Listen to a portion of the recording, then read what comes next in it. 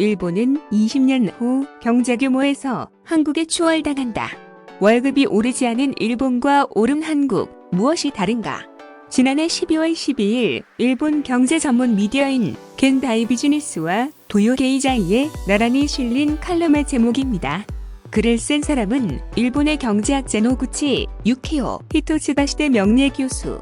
대장성, 현 재무성 관료 출신인 그는 일본 경제, 금융이론 분야의 석학으로 불립니다. 그는 외연히 한국을 비교 대상으로 삼은 글을 써 일본인들의 마음을 불편하게 하고 있을까요?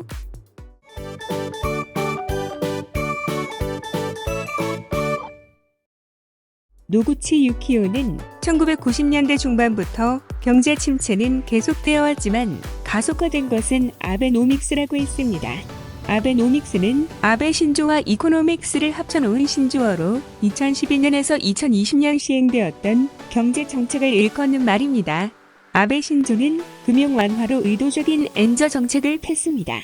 엔의 가치가 하락하면 수출을 많이 하는 기업의 이익은 늘어나지만 이런 이익이 노동자들의 임금 향상으로는 이어지지 않았습니다. 노구치 유키오는 방향이 완전히 잘못됐다. 경제가 침체에서 탈피하는 길은 기업들이 끊임없는 기술 혁신을 통해 생산성을 높이는 것밖에 없다. 하지만 엔저로 쉽게 이익을 얻은 기업들은 그걸 하지 않았다.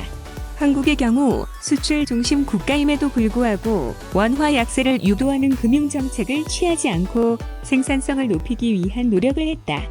1990년대 말 아시아 외환 위기에 충격이 영향을 준 것으로 본다. 라고 말했습니다. 그는 많은 지표에서 한국은 이미 일본을 앞질렀다. 실질 임금은 수년 전에 높아졌고 국가 경쟁력 순위도 일본보다 위다. 디지털라는 말할 것도 없다. 물론 선진국의 기준이 되는 1인당 GDP는 일본이 현재 4만 달러, 한국이 3만 1,000달러 수준으로 일본이 높다. 하지만 일본이 2000년부터 20년간 1.02배 성장한 데 비해 한국은 2.56배 성장했다. 이대로라면 몇 년 후에는 확실히 한국이 일본을 추월한다.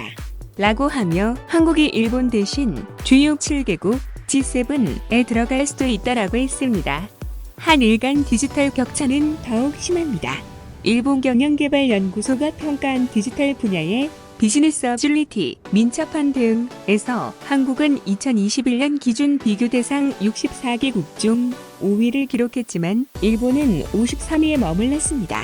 일본에 여행을 가면 아직도 카드는 안 되는 곳이 많고 업무하는 서류에는 도장을 찍어야 효력을 가져 업무의 비효율을 가지고 있습니다. 과거에는 일본 TV가 대세였으나 이제는 한국 기업들에게 자리를 내줬습니다.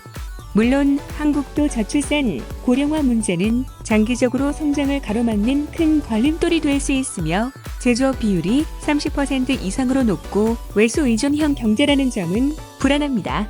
제조업 비율이 10% 정도로 낮고 정보기술을 기반으로 한 산업 구조로 전환이 필요해 보이며 삼성 이외에도 세계적으로 인정받는 기업이 더 나와 우리가 일본 경제를 따라가는 일이 없도록 해야 할 것입니다.